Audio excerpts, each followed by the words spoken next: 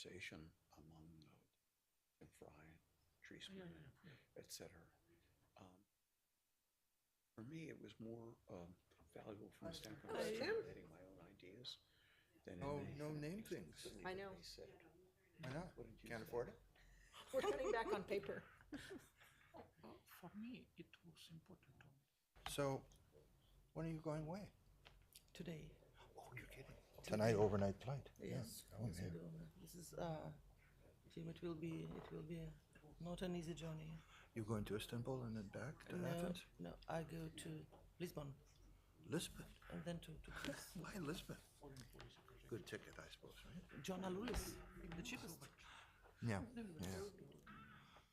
This chair's very crazy. Just so you know, we're live on YouTube now, but we're going to wait a few more minutes So for we don't people to pick our come in. noses Yeah. here. So don't sing into the microphone. And just the passage of time allows us So, to or do. get more up to date. I keep having the feeling that with many of the So, Sasha, I have not even looked back at your such as memo. theirs and many others. Printed it out myself, so. I'll ask a leading question. Two things that But I I'm look going at to it? first, actually. Just so you can think about it while often references to the comparative literature. Don't take that away. Comparative literature on Jews, the comparative so on, so on, so on. Tim Fry made a comment that I personally agree with. Of reads, finds useful that kind of literature. He doesn't want to take those conclusions too seriously. Let's go to the next point that for me is the importance of looking at historical occurrences that can be relevant. For me, increasingly, that's historian's perspective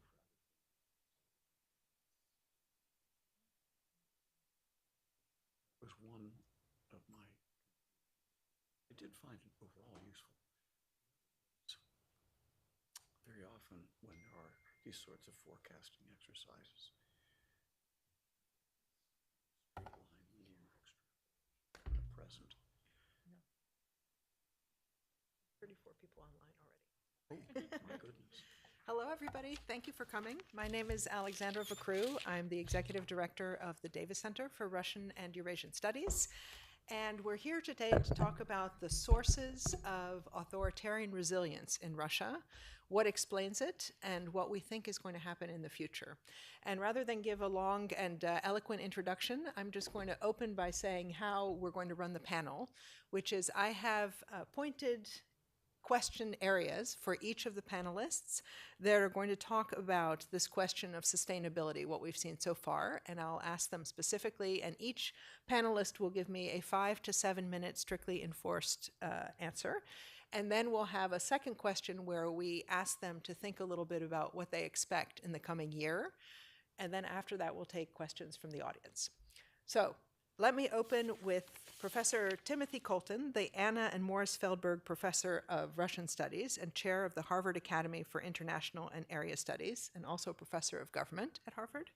He is the author of a number of books, especially here, relevant for us, is the latest one, Everyone Loses, The Ukraine Crisis and the Ruinous Contest for Post-Soviet Eurasia, which was written with Sam Cherub.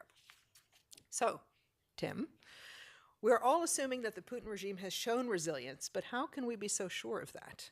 What are the signs of resilience, and what could we take as indications that the system might in fact be weaker than it appears? How would political science explain Putin's resilience, and where would it look for signs that the status quo is deteriorating?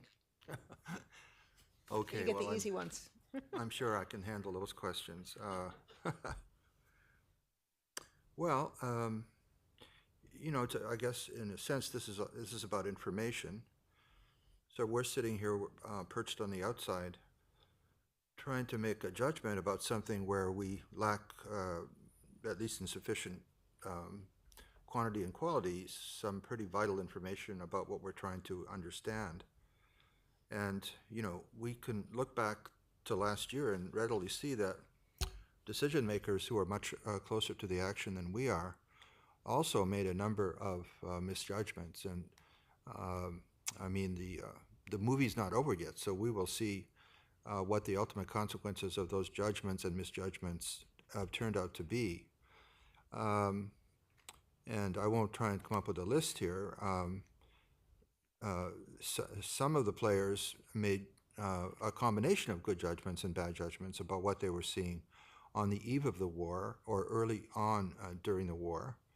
So for example, the US government, with more information than we on the outside had, they had all the reconnaissance and intelligence information, was convinced, correctly it turns out, that Russia was going to launch a full-scale invasion of Ukraine.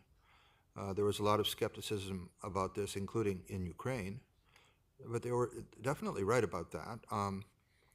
They had a lot of information, or they thought they did, and they probably should have had it, about how such a war would go. And so they were convinced, A, that Russia was going to invade, and B, that most likely, and this is presented to us as the consensus view, there must have been dissidents, but that Russia would win this war very handily, which of course turned out not to be the case at all. So there's one example of a combination of, of a successful judgment and not so successful.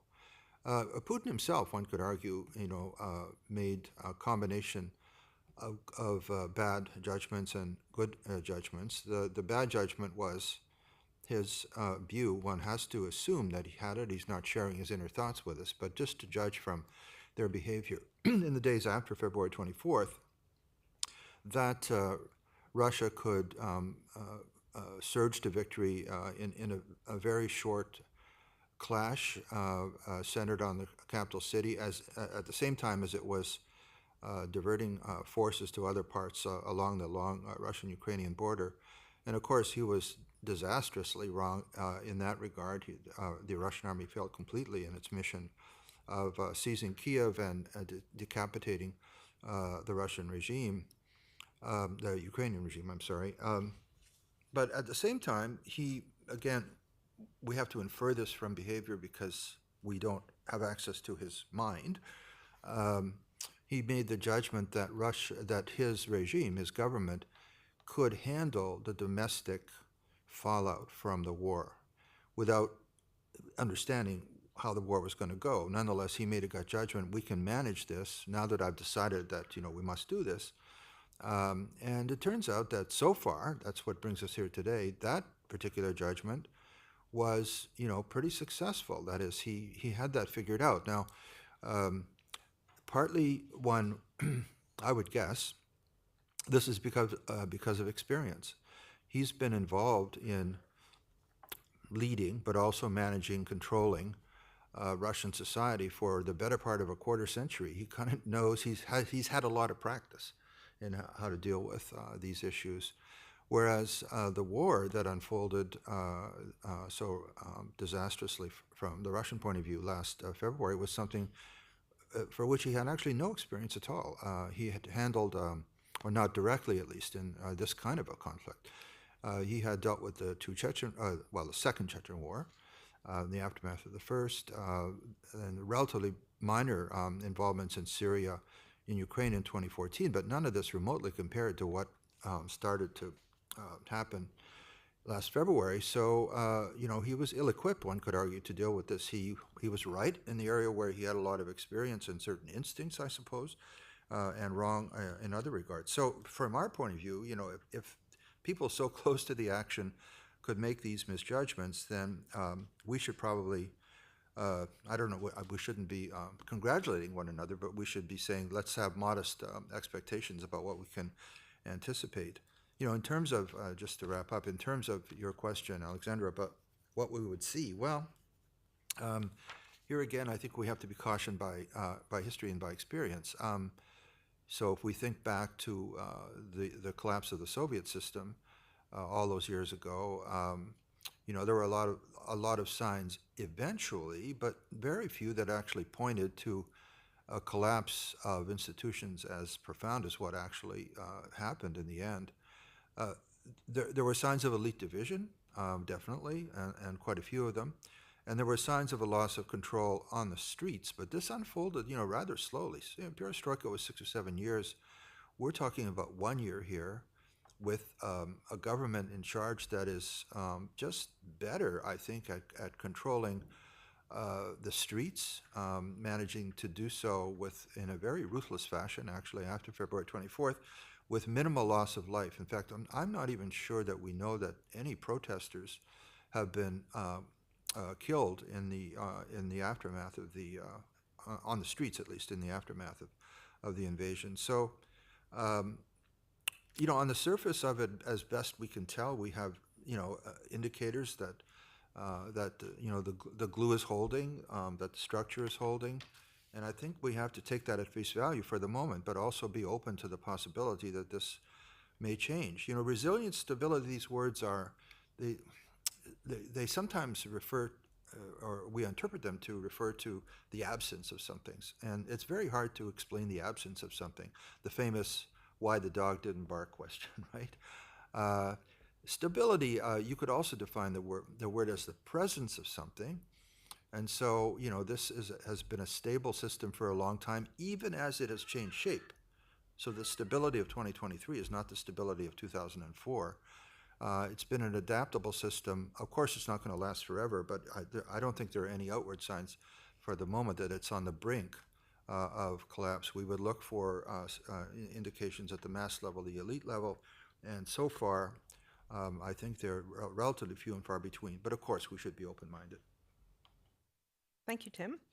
We're going to turn now to economic sources of resilience with Andrei Yakovlev, who's a visiting scholar at the Davis Center. Since 1993, he had been at the Higher School of Economics in Moscow as director of the Institute for Industrial and Market Studies. In 2011, or from 2011 to 2022, he and Timothy Fry led the HSC International Center for the Study of Institutions and Development. From 2015 to 19, he served as president of the Association of Russian Economic Think Tanks, and in 2017, he was awarded the Gaidar Memorial Prize in Economics. So it's only fair that we ask him about economic sanctions. Andrei, with the US and the EU and a few additional partners sanctioning Russia, at the beginning, the estimates were that the economy would shrink by 10 to 15%. In fact, what we've seen is a result that's closer to 2.5%. Why has the economy been able to brush off what should have been heavy-hitting sanctions? And of the different kinds of sanctions imposed, financial, sectoral, corporate self-sanctioning, oil embargo and price cap, which have been the most effective and which are the least effective? Yeah, thank you for those questions. Now, maybe I would start from some non-standard thesis. There are broad perceptions that Russian economy is inefficient, it is very highly regulated by the state, there is some dominance of state-owned companies and so on. On one hand, it's true, but at the same time, it's necessary to understand that total majority of Russian firms now are private firms. Of course, there is a number of large state corporations or state companies. Yes, it's true. But practically all economic agents, and it is even about these state-owned companies and state corporations, they are market players, and it is market economy. And in my view, one of key explanation for much better performance of Russian economy during last year, it is exactly because it was market economy, with much higher level of adaptation, much higher level of adaptivity to any external shocks. It is first point. Maybe some related point is that this Russian business, actually starting already from 2008-2009 crisis, was more or less under permanent stress. Because after that it was crisis in 2014-2015 due to Crimea, Donbass, international sanctions and so on. It was COVID pandemic, and at the same time it was number of sectoral crises. For instance, in agriculture with trade embargo to Turkey after these tensions between Russia and Turkey due to this war in Syria and many other similar stories. And therefore, Russian business in general was much more prepared to any negative things. And it is not only about some kind of psychological side of the story, it is also about larger inventories. It is about lower debts, because exactly starting from 2008, 2009, we recognized that it is simply risky due to very high level of uncertainty and due to some kind of expectation of some negative development. Next point is about Russian bureaucracy. Again, there is a lot of stories about high level of corruption. It's true. But in my view, it's necessary to make some kind of differentiation between top-level political corruption, and it is more or less the same with all these famous stories from investigations of Navalny and other teams. But in my view, starting from 2012, even before 2014, due to harder political constraints and due to harder budget constraints also, especially after international sanctions of 2014, Kremlin started to push more and more on Russian elites, including, first of all, bureaucratic elite, with some requests not only for loyalty, which is quite typical for any authoritarian regime, but also for competence. And at least if we will talk about a lower and mid-level of bureaucracy, especially in the case of civil bureaucracy, we could see really some increase in competence. And if we will look at the experience of last year, in my view, quite professional measures introduced very quickly by central bank on one hand, Ministry of Finance on the other hand, also Ministry of Industry and Trade, already in March, really helped to stabilize economy, to stop panic in financial markets, in the currency exchange market, and also they could introduce very quickly some instruments of industrial policy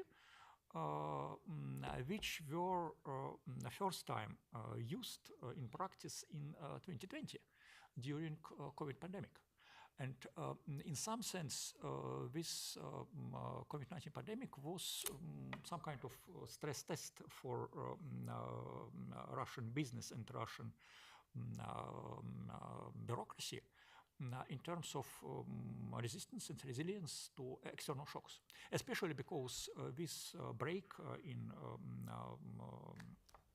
supply chains in last year was, at least at the beginning, really quite similar to the experience of 2020.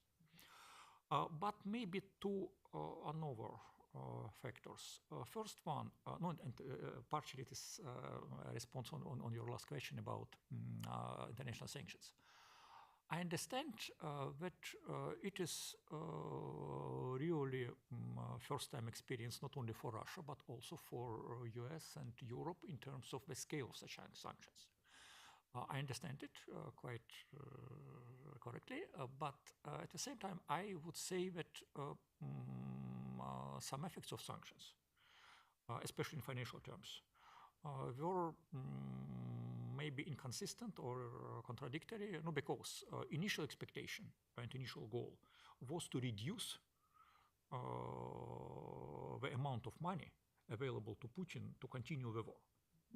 But we know now that, contrary to these initial expectations, in last year, Russian federal budget had more money comparing to 2021. Again, maybe it is a question for separate discussion, with participation of people which participated in the design of the sanctions, but nevertheless, exactly due to these financial resources, Russian government, and also it is not only government, it is also about large companies, because practically all Russian companies, large companies, first of all, in last year demonstrated much better financial results comparing to 2021.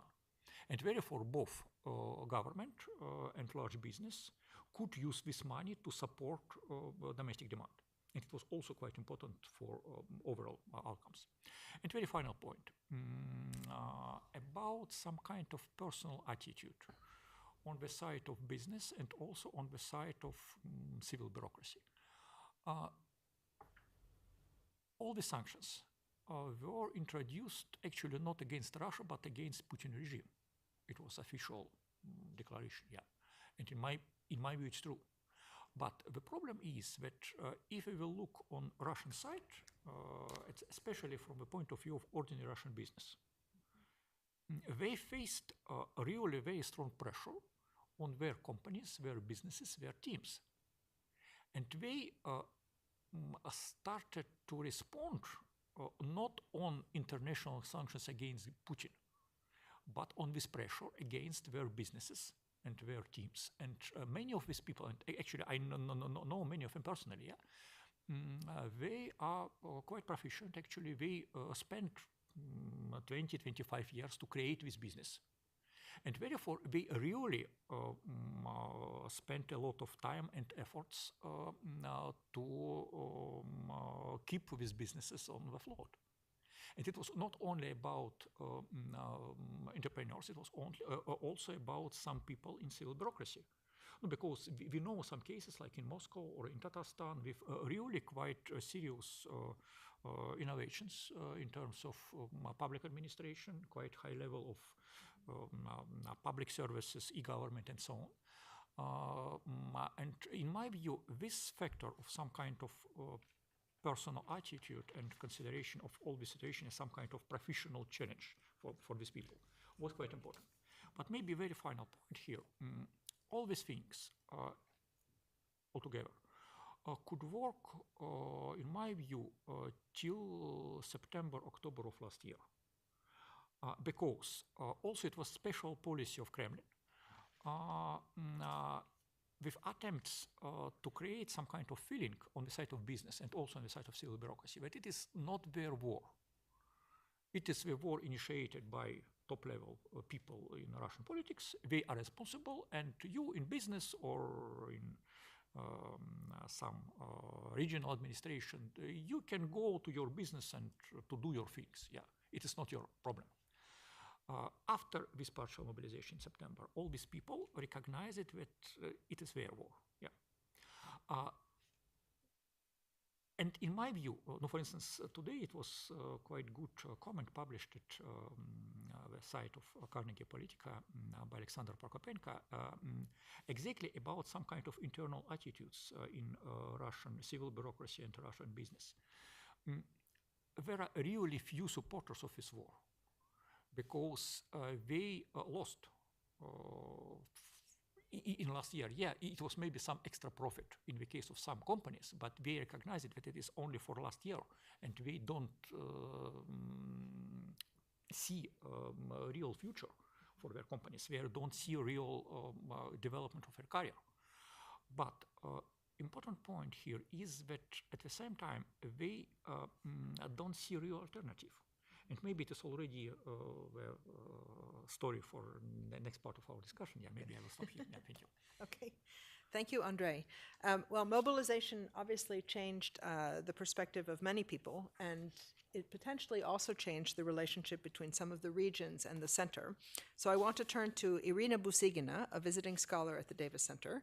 She worked as a professor of comparative politics at the Department of Political Science and International Relations at the St. Petersburg Division of the Higher School of Economics.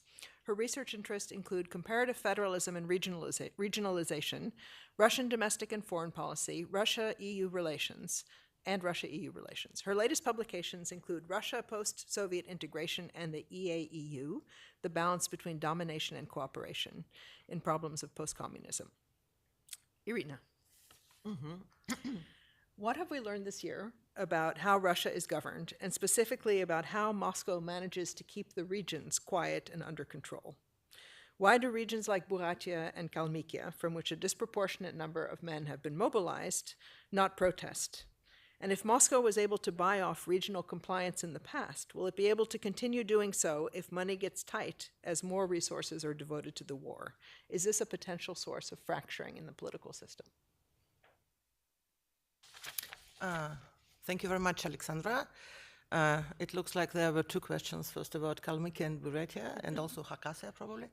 And it was also broader questions about center-regional relations and how resilient they are, and they were, and they will be So to the first question, indeed, this is a disproportions and asymmetry in the share of those mobilized from the different regions, right? So, and this is not by chance. This was a selection, and this is for me it looks very logical, because you would need to, if I would be, I don't know, in Kremlin or in the presidential administration even, I would pick up the regions which would, with which I could kind of diminish the risk of protesting in these regions, who would have the increased share of those mobilized. And what are these regions? These regions are the small, thinly populated, very poor, structurally weak regions, which are located very far from Moscow in the Siberia, indeed, like Kalmykia not, but Buryatia, Khakassia, Tiva also. So this region. So this is. Can they protest? No, they cannot. They never had in the modern history of Russia, in the newest history of Russia, they never had the record of protesting, be it the protest against the electoral fraud or the protest in support of Alexei Navalny. So this is here I would kind of underline this difference between discontent and dissatisfaction from one side and protesting from the other side. So are they happy with this increased share of mobilization? Sure, they're not. How can they be? But can they protest? Don't know how to do that. No, they don't know. So this is how one thing is not converted to the other thing. And this is what we observe not only with regards to these regions, but all the time in Russia. And the next point is about how Russia, how Kremlin, holds control upon the Russian regions. Sasha, Alexandra, I would say this perspective for me is slightly misleading, because this is not the case. Because this is, it looks like, so this is a tendency to separate this bad Kremlin, bad presidential administration from the regions, from the governors. I'm not talking about population, but the government, the regional tier of government, who are suppressed, who are controlled, whose loyalty and obedience is bought, and they're very different, and they only need to be kind of pushed, and then they start to do something and to behave very differently. But this is not the case, and this will not be the case, in my sense. This is one system and not two systems. This is the regional governors are the integral and indispensable part. They are the same. How can I dare to say that? But they are the same as Putin. They are not different. So these people, there are no way that they're going to betray Putin. No, even if the money will get tight because the war is costly. Their survival, their personal survival of the governors is absolutely connected to the survival of the incumbent, of Mr. Putin. They have no other alternative, So I don't know what they say to themselves when they go to bed. Should we care about that? No, we should not. So we should care how they behave. Mm-hmm. And they behave, in a manner that they are, again, this is the same system, because this is the only guarantee of their survival. They have no way of surviving in the other system. There are no signs that they kind of try to coordinate, to have this horizontal coordination, And the last thing, look, we have COVID also. Now the war, we take the war as a test. COVID was also a test. And what did COVID demonstrated?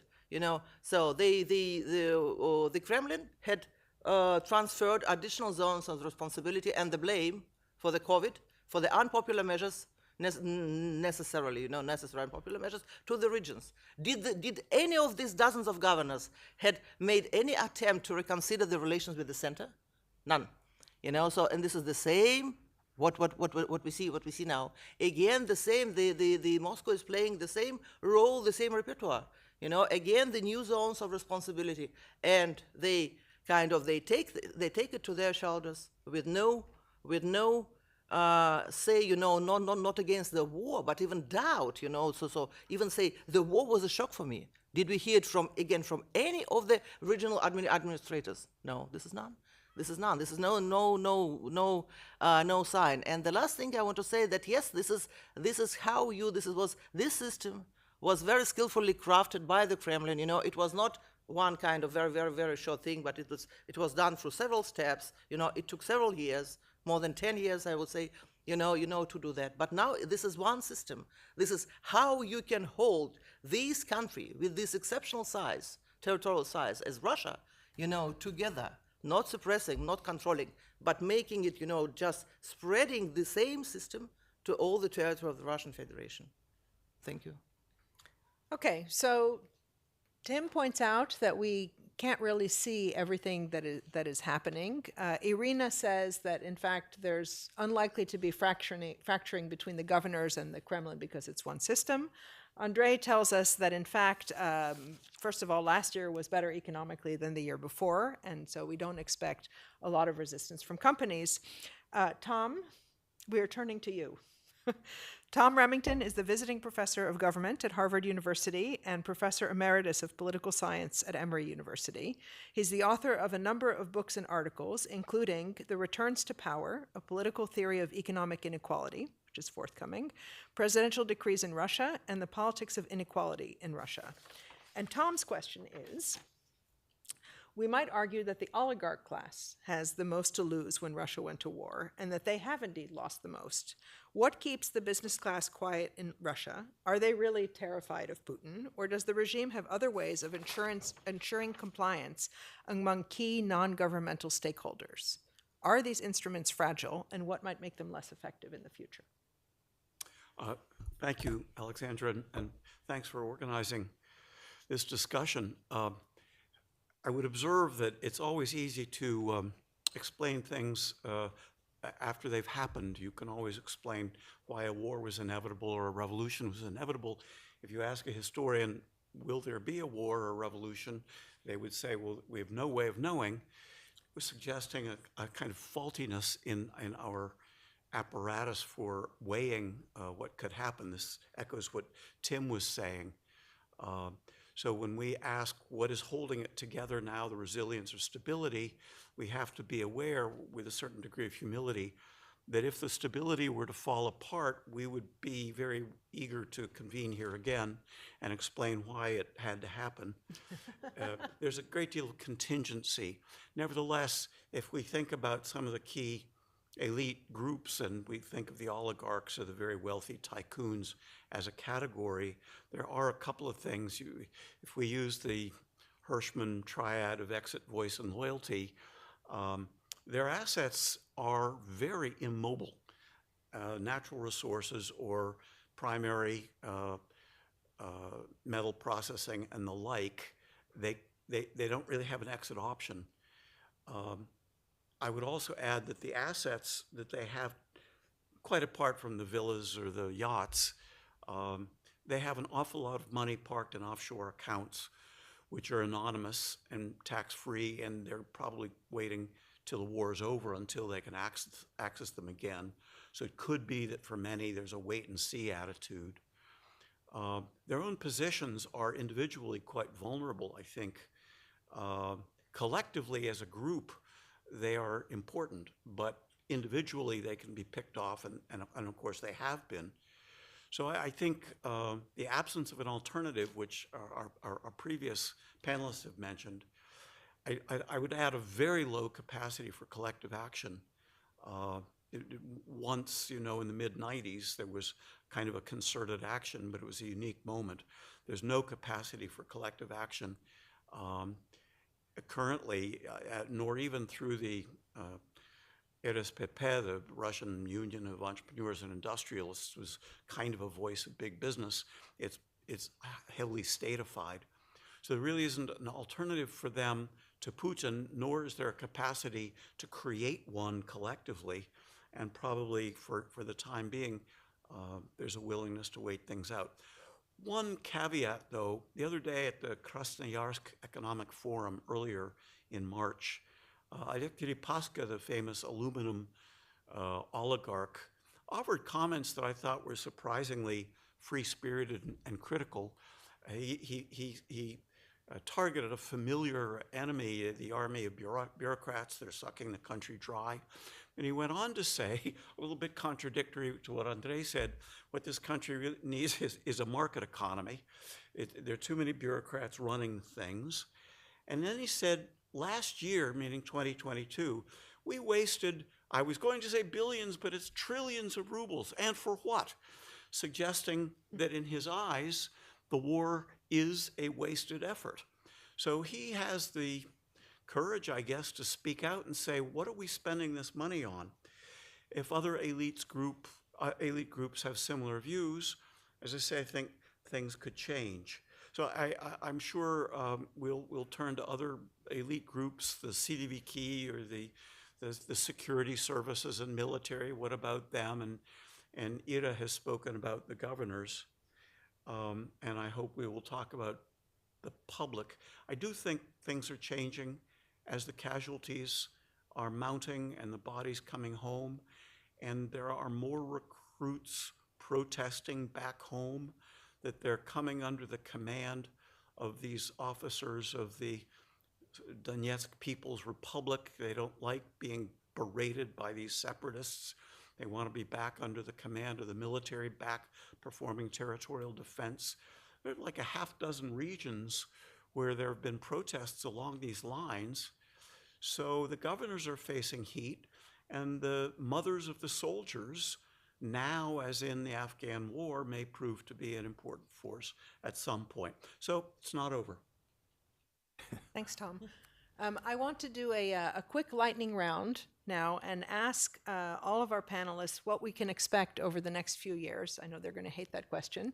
Let me start with Tim, who's really going to hate the question. Yeah, you've hit me with two, smacked me pretty good twice. It's interesting what Tom said about historians not wanting to predict the future. That's not their art, but they are very good at explaining what happened in the past, and that's just a human thing, I believe. But we can learn from history, can't we? So you can, without thinking that gives you the power to project into the future without error, it is useful to think back on historical experience. And here I think Russia has had one or two that make you think at least about some of the possibilities and suggest that maybe things aren't quite as locked down as they appear. So Russia is currently engaged in a very significant interstate war. I spent a lot of last summer reading about interstate wars and political regimes. I didn't really know all that much about it. And I was hoping for clarification and illumination of a single likely outcome, but I was bitterly disappointed to realize that the literature doesn't support that notion. But it does, the historians and political scientists who delve into this subject do suggest there are several paths that can be taken. It's not just random or anything like that. It's very dependent on contingency. It's affected by how the war is fought. And I have one idea here related to that, which is that what in Russia's history has been most destabilizing, it's not so much war itself, or maybe not even so much loss in war, it's shocking losses in war. So think of the two wars that were most subversive most quickly. It was the Crimean War. Well, I guess that wasn't exactly quick, but nonetheless it was a great shock that Russia could lose a war on its own territory to these much better prepared European powers. And then, of course, the war with Japan in 1905, which almost brings the end to the imperial regime, but not quite. World War I, in the end was, as Solzhenitsyn says, the Russian Revolution started in August 1914, but it took, 2.5 years to come to fruition. And it wasn't, in a sense, it seems to me it wasn't that shocking, but the state broke down eventually on issues that weren't even directly related to the fighting. So bread riots in Petrograd rather than, the front breaking down. So these things are worth relating to what's happening right now. I mean, I would say that if the Ukrainians managed to really defeat the Russians in maybe not in its entirety, but to inflict really significant, humiliating losses this year, that might very well count as a shocking war and have consequences that it's hard for us to imagine today, but this has happened before. My other point, based on history, is thinking back to the late Soviet period. So Irina is certainly right to say that the current group of governors don't look very adventuresome, and their fate is tied to Putin and so forth. They have no alternative. Well, that's going to be true until Putin starts to weaken, if that ever happens.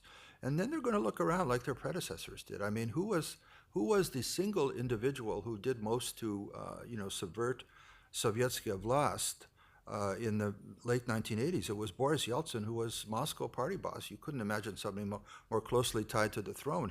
His office was a stone's throw away from the Central Committee Secretariat, but he rose up as an individual because his role put him into conflict with a decaying center. So under current circumstances, I guess I wouldn't expect too much. I'm with you or there. But I just wonder, thinking historically, isn't it possible?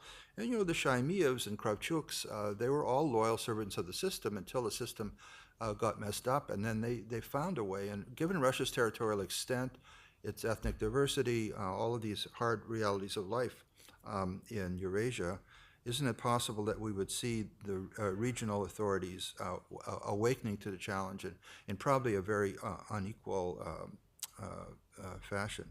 As for, to answer Alexander's question directly, I think this year is going to be very important. If this war isn't over by this coming fall, then it may turn out to be a very, very long slog, simply a war of attrition, which may end at some point in fatigue on both, weariness on both sides. But one thing we do know from the study of war termination is that once wars get past a certain threshold, which seems to be something into the second year, then they tend to be very long and very hard to fix. And I say this on the premise that for the time being, there is literally no possibility of a negotiated outcome. There's no central ground that they can possibly agree on under current circumstances. So it's rather a gloomy projection, I think, we're going to see, but I wouldn't wager on a happy outcome anytime soon.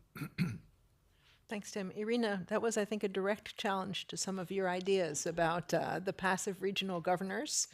Do you want to also think about, no, maybe it's not. Do you want to think about what you would anticipate in the next few years? Yes, sure. But was it a direct challenge? I didn't see. I mean, in a nice way. It was a nice challenge. Nice way. Yeah. Yeah, this is so different, Well, but first I would like very very. I would like very briefly to react to what Thomas said, and this is about governors. About governors, and sure, there are so many governors, there are so many people, and sure they are not equally enthusiastic about the war, because their losses are also different, and they are some of them are very close to the front line, the others are not. So they are different. Some of them sing these patriotic songs, from 24 hours a day, some not. Some are more cautious, some are less, sure. But all of them know very well the red line. The red line, the threshold, and they cannot cross it. So this is what I was meaning. And beyond this threshold, they can behave again. They're very differently. And what is going to happen? I don't know. I wouldn't even dare to make prediction even for this year to come. I can say it will be very important. Sure, every year is very important, and this year also. And what I can say absolutely honestly, that the Central Regional relations will be very important. However, and this is I think this message for me would be very important. Not in a way. Important, but in what sense important? Not in a way that some like some experts are saying that we are going to observe the revolution from below. The revolution from below, it will be, it will come not from Moscow, but from the regions. Or this is the revolution from below. This is one option. The other option is the very soon territorial disintegration of Russia, and we all need to work for this option. So this is I don't see it as much possible. What I would say, this is what would be possible. This is yes. I think this is what Tim was saying, that in case that Moscow would be weakened, it would be lose strength all in all. But we don't know the threshold. Again, what does it mean, weak Moscow? What does it mean? How weak Moscow should be in order that something would start? So we are absolutely, so we have no hints about that so far. So, but in case it will be, let's say it will be weakening, then we can expect, I would say, the returning to the situation of 90s, to the chaotic, not to the immediate territorial disintegration of Russia, but to the chaotic and asymmetric decentralization with a not institutionalized, каждый выживает в одиночку, so everyone tries to survive by its own. And the last thing I wanted to say that in case of this scenario or these, events, the question that I'm asking myself, what is going to be with the new territories of Russia? With the new territories of Russia, with the occupied territories of the Ukraine, which now, according to the Russian constitution, are the territories of Russia. So what will be with these territories, and how? Because this is discussed so little, but this is so important.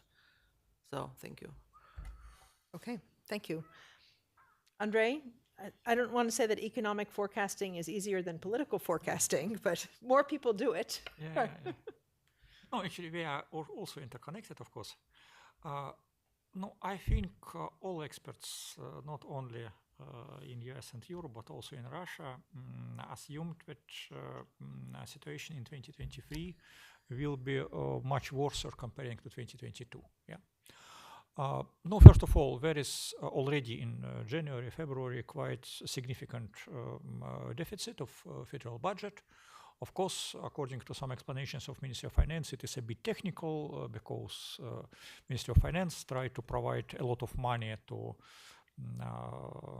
different ministries, public entities, with idea to push already in January, February, all public procurement contracts and so on.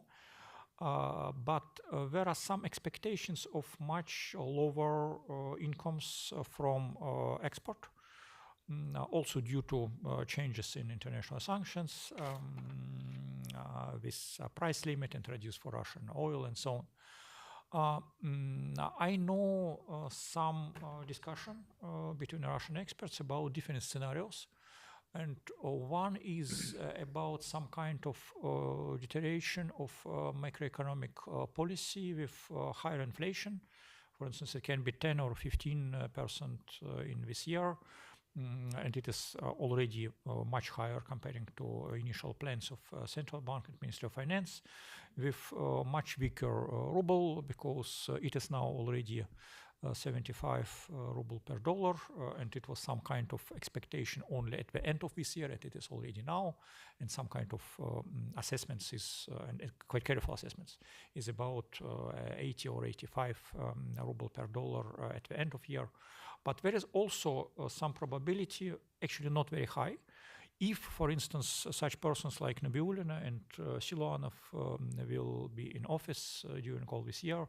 Nevertheless, if they will be removed, there is some probability of much worse scenario, like in Turkey, with inflation about 80 or even 100% per year.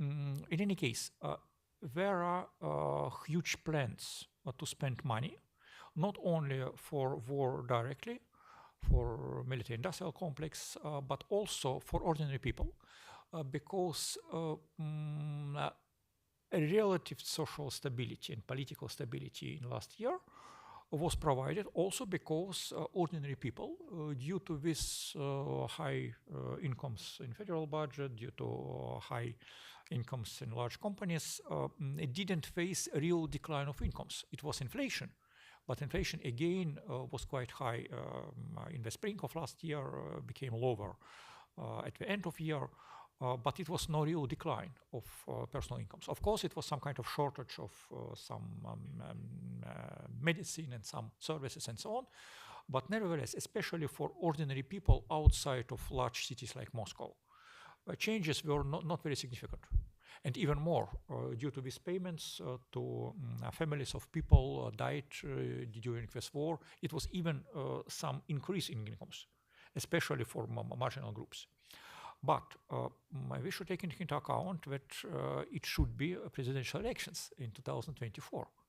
And presidential administration already starts some preparations. And as I know, it was some kind of informal orders for economic cabinet to provide at the end of this year, at least at the same level of personal incomes for ordinary people, because it will be necessary for electoral purposes. And I say could have from some Russian colleagues, government allocated for these purposes actually a huge amount of money. It is about $25 billion with idea to spend this money, first of all, for family with kids, and secondly, for family of these men drafted to the army for this war in Ukraine and so on. But again, it is a question about some balance, because, for instance, huge profits received by Russian companies last year will be not observable for this year. So it's a big question. But nevertheless, even if it will be a real worsening of conditions for ordinary people, in my view, it is not very probable for this year. Maybe it will be the story of next year. Yeah, maybe, especially after elections. Yeah, but even if we will see some social protests in different regions due to accumulation of these social problems due to much higher number of men died during this war, yeah. In my view, it will be not enough for real political changes. Because if we will look at Russian history, for instance, at late 80s, after Afghan war and so on, it was clearly some divide in elite with older generation of Soviet elite, Soviet nomenclatura, sitting in the same places during 15, 20 years, and younger generation. And this younger generation actually had some vision of future. And it is not only for elite, it was also for some kind of more active part of Soviet society. Yeah. And this vision of future was about democracy and market economy. Of course, in the case of ordinary people, maybe it was some kind of naive attitude. And therefore, especially in the 90s, many people from actually this younger generation of Soviet elite simply used all these declarations about market, about freedom, about democracy, simply to go to power and to be rich, yeah, finally. But nevertheless, important point is here that it was some vision of future as some kind of alternative to this Soviet model. Yeah? And the problem now, in my view, is that there is no such vision. There is some kind of alternative represented by Prigozhin. And this alternative is surely worse comparing to current situation with Putin initiated this war. And again, many people in elite already now are really not happy with war and with Putin. Maybe they were more or less agree with situation before the start of war, but not now. But in the case of in the absence of real alternative, some kind of positive alternative, yeah, it can be a bit difficult to expect some positive changes. It can be finally some kind of crash or collapse of this regime. I think it is not the story for this year or next year, yeah. But without such kind of positive alternative in heads, yeah, it can be a really very dangerous scenario. Again, not in short run, in longer time period. Not only for Russia, but also for Europe and even for US, because Russia will exist. It is country, yeah, it's a large country with 140 million people, yeah. And in the case of real chaos in this country, it will be really dangerous, at least for Europe and also for Ukraine. Yeah. Of course, it is maybe some kind of separate question. And first of all, it is a question, of course, for Russian opposition, because it's necessary to provide some kind of vision of future, positive vision of future, and positive alternative. For people in Russian business and in Russian bureaucracy, because we will not have any bureaucracy for the future. People from opposition will need to invite many of these people again to public service. But in this case, it's necessary to provide for them some kind of clear understanding of their future. So, but maybe it is also, in some sense, a question for experts in the field of Russian studies here in the US and in Europe. So, because in my view, it's necessary to start thinking already now about next future after this war. Because, again, from economic point of view, Russia cannot win in this war. in any case. I'm not sure how long it will be. Yes, Russia accumulated huge amount of resources during last years. And due to position of Putin, yes, Russia and Kremlin will continue this war. But again, from purely economic point of view, Russia simply cannot win. Tom? Yeah, I'm citing a couple of things that have been said already. Coming back to a point Tim made that I think pretty valuable, another of the historical analogies that I often think about is when Yeltsin weakened politically and physically in 1999, in middle of 1999, you began seeing efforts by some of the governors to organize some kind of a all-national political force, a political party, to fill that vacuum, and that eventually became United Russia. So that capacity for some kind of countervailing unity, should Putin be politically weakened, is I think still in the offing. And we do have a presidential election hypothetically coming up next year. A second consideration is the potential for elite splits. And I think the very striking independence that Prigozhin has demonstrated is a sign of really a lack of the ability to hold elites in line on the part of Putin.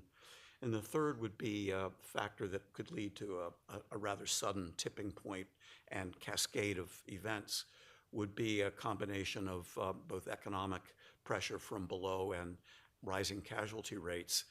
As Andrei mentioned, inflation has largely been kept under control. Tracking surveys indicate there aren't any shortages of goods. Spending is down a little bit, but there are no major indicators of economic distress now.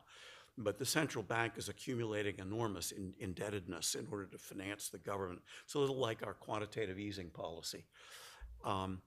So the shifting of the debt, but the debt's still there, and I think eventually it will be reflected in inflation. So should inflation then result in higher prices and or shortages, coupled with the rising reports of casualties, then you get that combination of from below and from above occurrences. That's one of those things that Henry Hale talks about as leading to a succession crisis. The reports about the untrained Russian recruits going into battle against well-equipped Ukrainian forces, where they don't really have, one report that they're going in with entrenching tools rather than weapons, lacking intelligence, lacking communications, and lacking training. And you're getting very high casualty balances of Russian casualties to Ukrainian.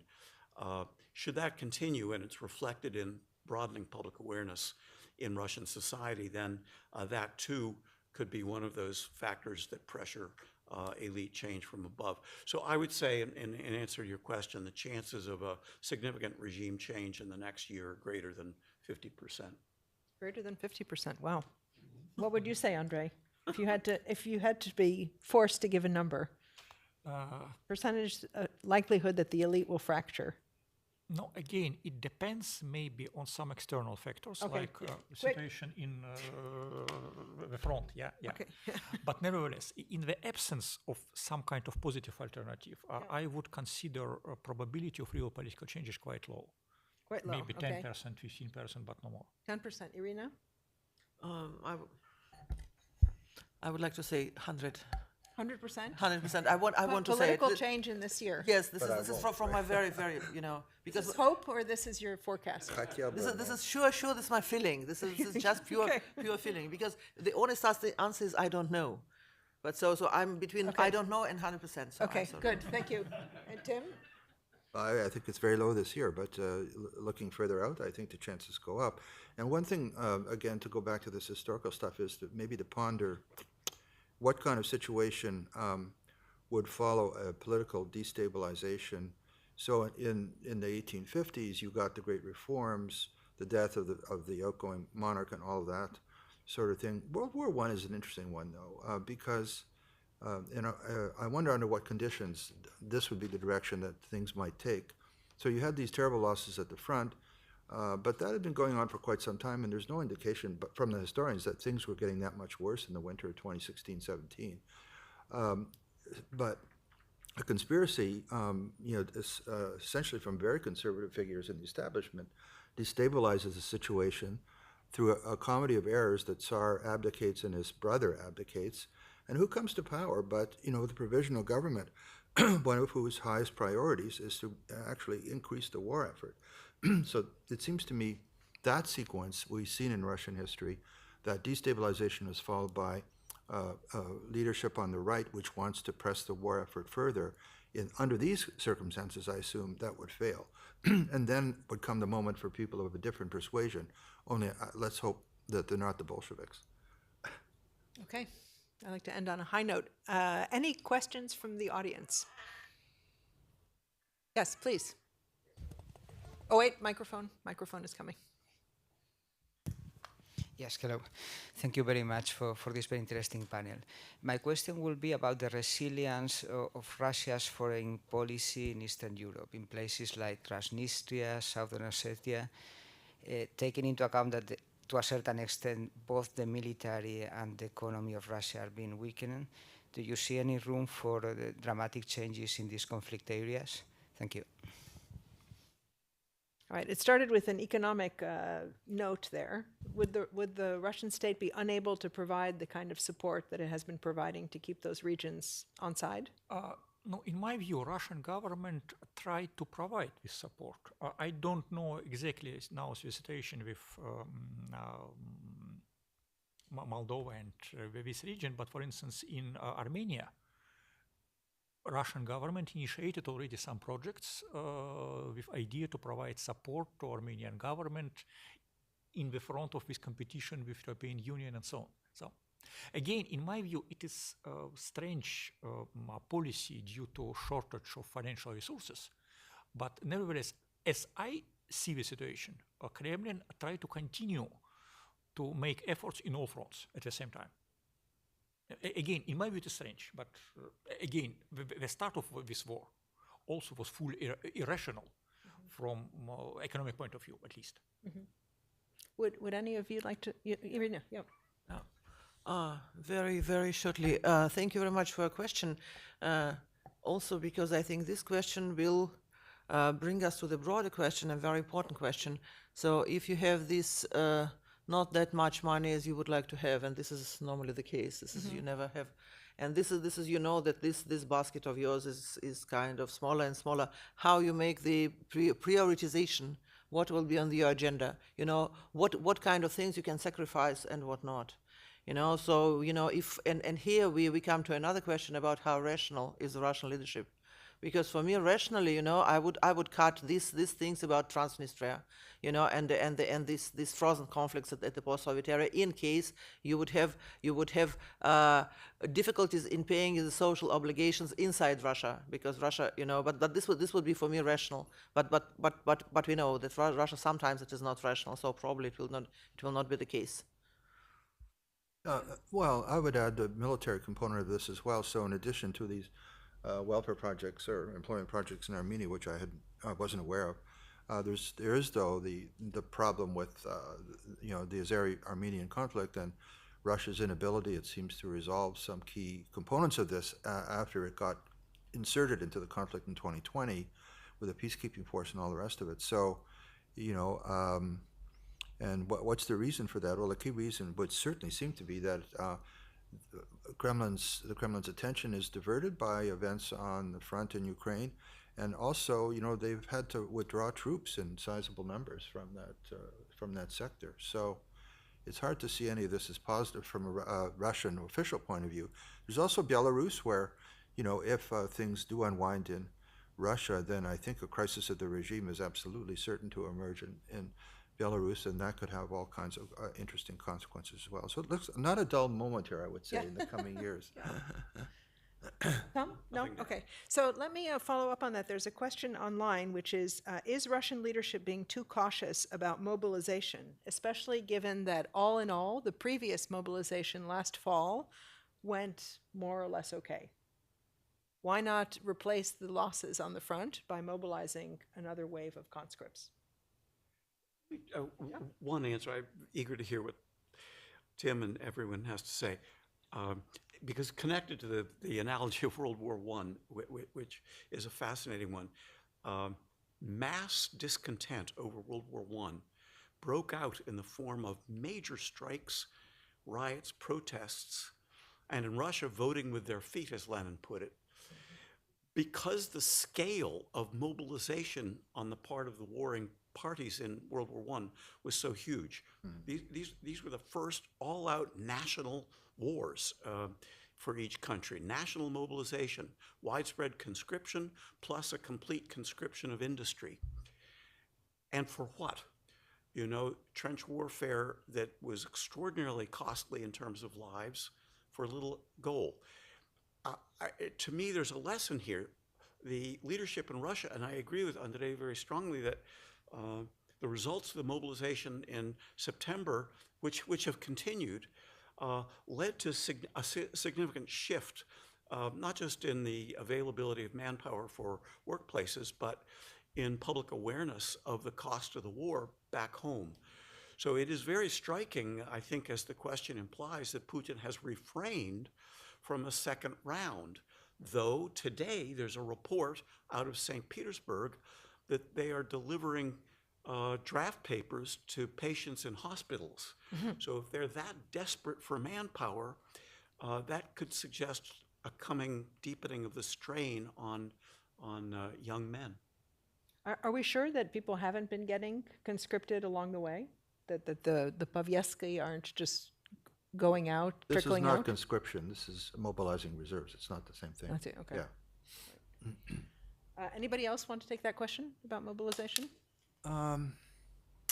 Well, you know, Putin has a habit, I think, of, there was a good article in Foreign Affairs, maybe yesterday or the day before.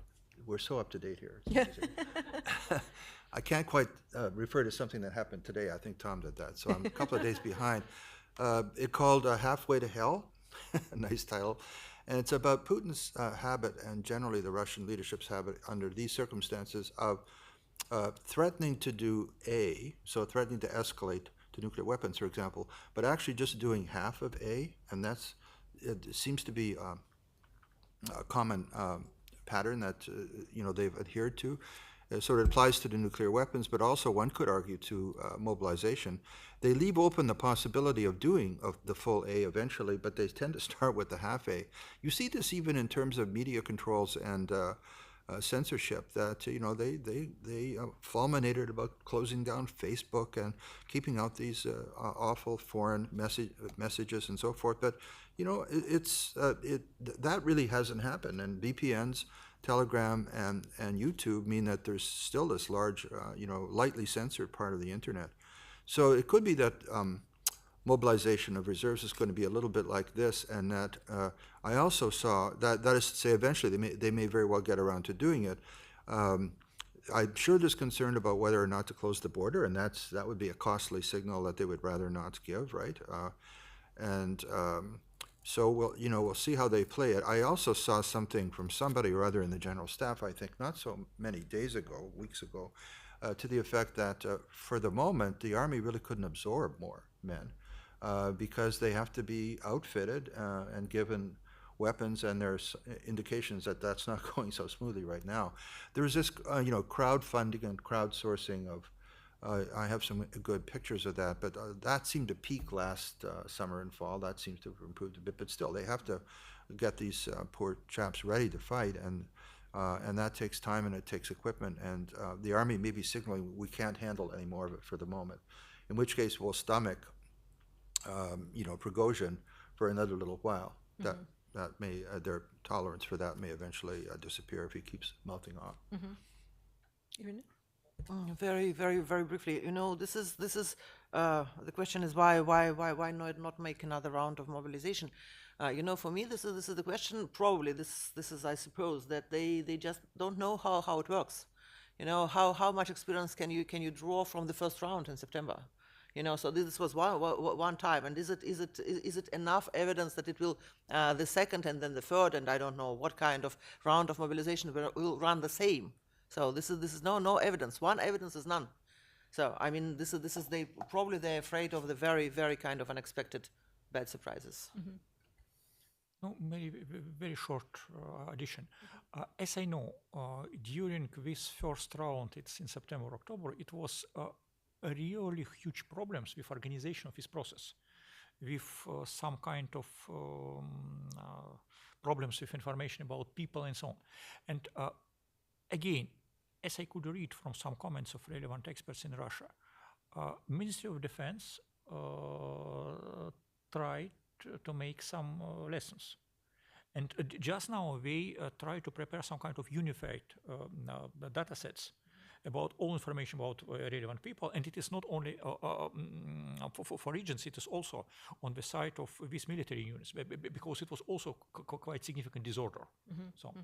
And in my view, we can expect new round.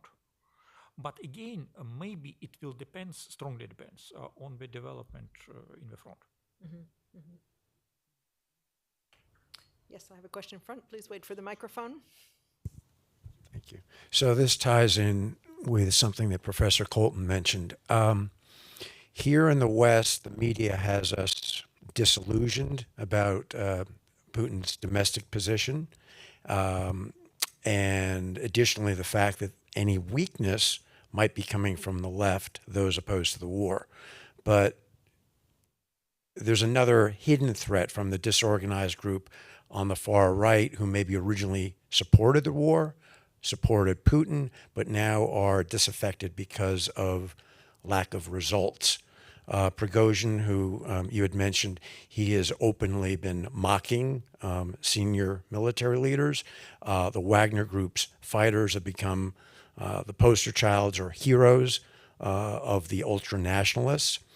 So my question is, to what extent is this a hidden risk or issue that we need to watch for? And if we watch for it, what might it actually look like? This is a question for Tom, I think. I was hoping Tim would handle it. Any answer I would offer would be entirely speculative. I actually do think it's a threat.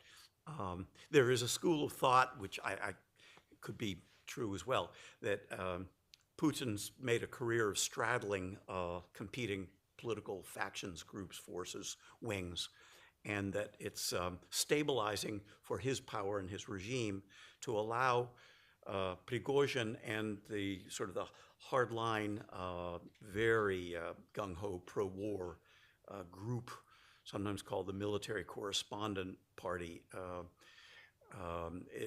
to be in public, to be visible, to be generating support for the war effort, and for Putin to appear as the moderating force.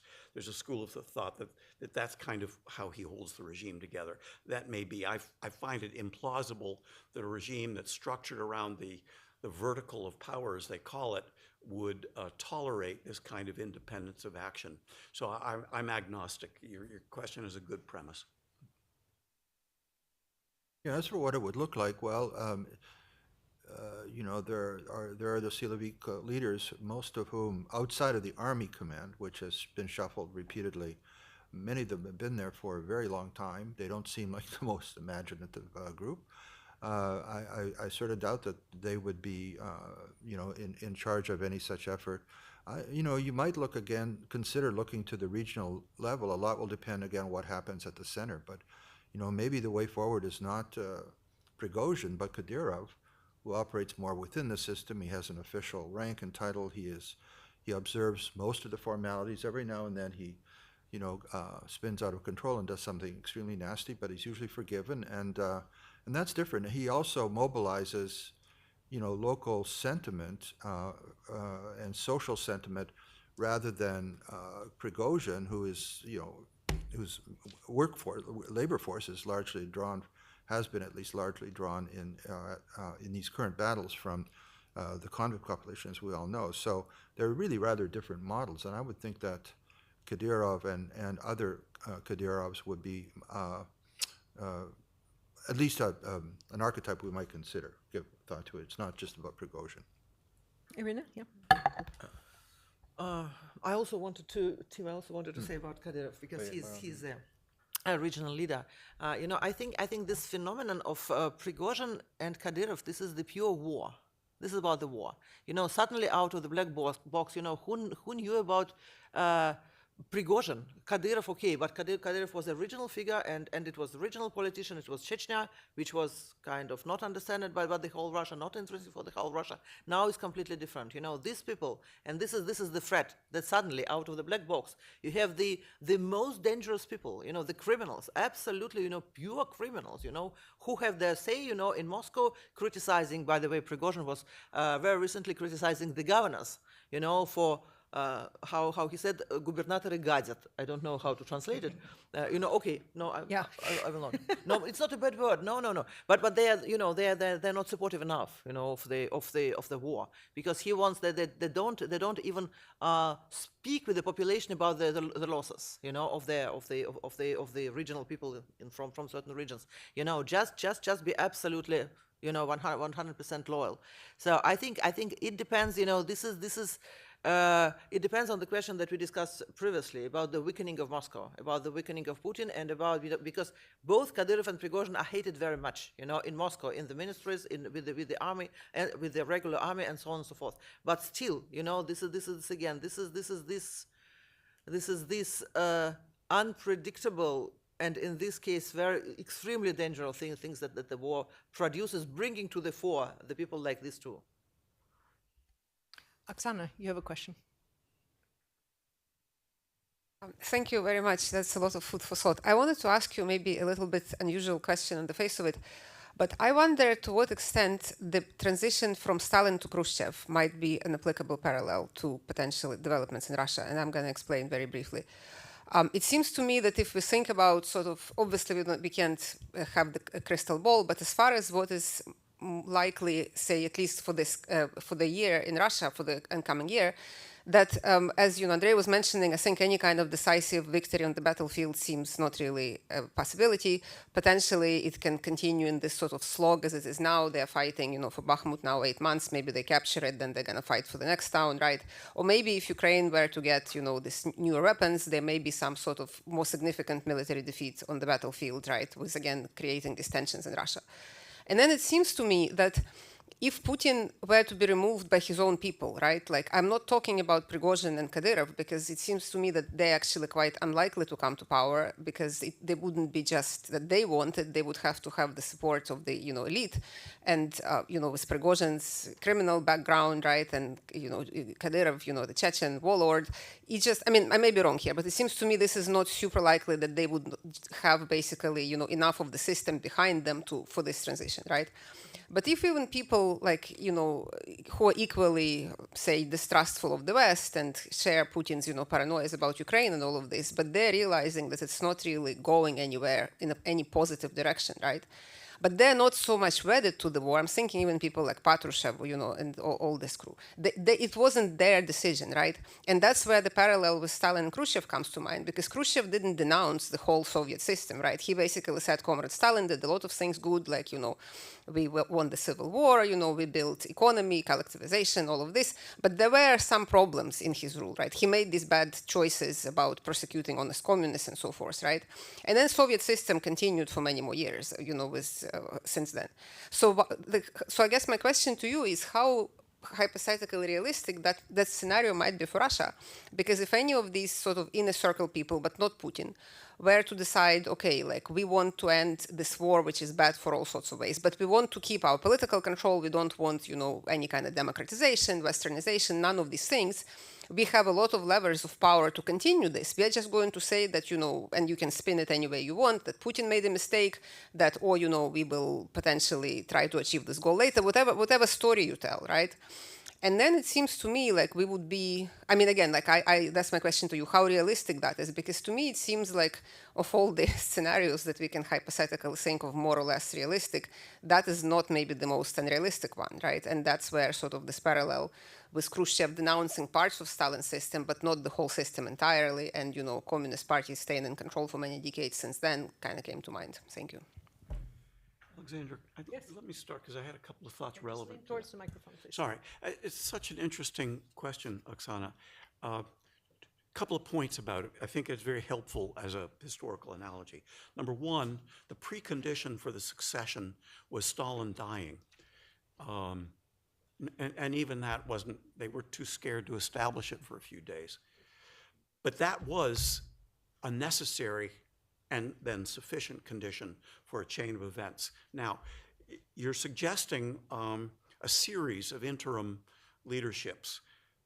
It's awfully interesting to look at the role of Beria, who was, for calculating reasons, I'm sure, a modernizer in the context of 1952-53. He began cultivating scientists in the Academy of Sciences. He began reaching out for other constituencies. Very strange for Beria, but he obviously had his own political future that he was calculating on. So when Stalin died and you had a kind of a duumvirate, Malenkov getting the party, which everyone, excuse me, Tim will have to correct me. The division between Malenkov and Khrushchev was not firmly established. Khrushchev wasn't firmly in power until he got rid of Beria. And when he got rid of Beria, that removed the threat from the Siloviki. And then Khrushchev could assert himself. You had a series of steps, in other words. So I take your point. Khrushchev was the ultimate winner. Of course, he didn't make it that long either, did he? Because of the destabilizing impact of his reforms.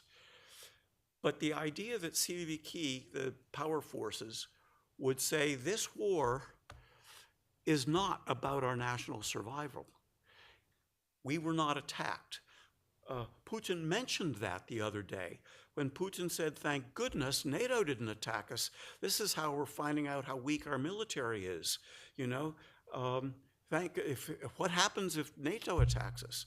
So if Patrushev or others say we're not under attack from the West, we've created that war against the West, then yes, on national security grounds, I could well imagine some kind of action, but it wouldn't be the final step in the process. Yeah. Yeah, sure. Those are very interesting points. And so in so many regards, Beria was the more radical figure in '53, right? He put forward the release of the first wave of releasing prisoners. He also wanted to limit Soviet commitments abroad, right? He favored dumping East Germany, for example. So lessening burdens. And his association with scientists goes back to the atomic weapons program, I think, as much as anything else. So he certainly knew he probably met Sakharov at some point. I wouldn't be surprised. I wonder, though, so we're just playing with ideas here, right? So let me throw out another one. So maybe, Oksana, another transition we might draw lessons from would be from Khrushchev to Brezhnev. So that, you get rid of disruptive figures, and maybe there has to be a transition before you get to that. But one of the many sins that Khrushchev was accused of and indicted for by conservatives in the establishment was the Cuban Missile Crisis. Now, he wasn't overthrown until 2 years later, but still, that was an element of overreach, of humiliating the Soviet Union because of misplaying a crisis, and then you go to a more conservative figure who maintains the system essentially for an entire generation. Now that would be on the assumption that there are people like that, but I think there are actually, and some of them, I could give you some names of people who might fulfill such a role. They could have technocratic instincts or be more like actual politicians, like Sobyanin, for example, the mayor of Moscow, who sometimes behaves like a real human being. So, but the historical stuff is fun to play with, no question about it. You want to play? Play with the historical stuff? Yes. No. Yes, I want to. Oksana, thank you very much. Very, very. So the premise for me, this is the first time Oksana, this is very, very original idea. Yes. But the premise for this idea is the death of dictator, right? So this is, yeah, okay, the death of dictator. But the second thing. Okay, removal. But what makes me, kind of uneasy with what you say is the role of the party, of the political party, of the Communist Party. Because what was Khrushchev was saying, and this was the criteria. He said, "Партия может самоочиститься." The political party, it can, with the healthy forces, it can clean itself, from the bottom up. So it was about Stalin, but it was about the party. And here how you differentiate things. But now this is none. This is only personal rule of Putin, and the United Russia Party can by far not play the role that was played by the party. So here I would say it's very interesting, but this party thing makes me kind of asking questions. Thank you. In my view, it is not only about party. Party is really important because it was institutional structure. And actually, Putin, during especially last years, really destroyed institutions. It's an important point. But maybe even more important point is about ideology. Because I suppose you remember all these ideas of Khrushchev to catch up US in terms of production of milk, butter, and kukuruza. Not only, milk, butter, and meat, in 3 years, in terms of per capita production, in competition with US. And he believes, he believed that it's possible, because if USSR could win in the war, could create atomic bomb, and could push Sputnik, we can manage this simple issue, this simple problem. But it was not only about Khrushchev. Even some reformers, some people from intelligentsia in 60s, they tried to improve socialism. So it was really quite, it was some hopes in the society about a better future and better socialistic future after the war. And it was more or less the same story for elites. Because, of course, it was very different situation already starting from mid-60s or late 60s.